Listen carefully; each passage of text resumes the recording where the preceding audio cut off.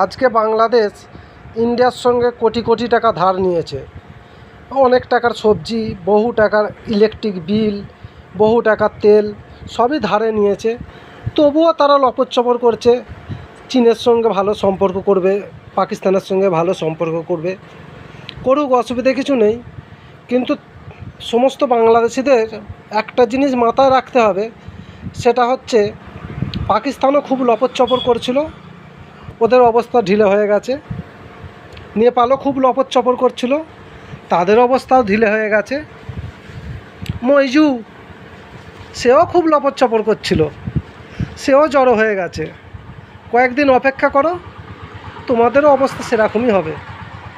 শেষকালে একদিন সময় আসবে যখন ভারতের পা ধরে কাঁদতে হবে, আর তোমাদের পাশে যদি কেউ দাঁড়ায় সেটা একমাত্র ভারত, আর কেউ নয়।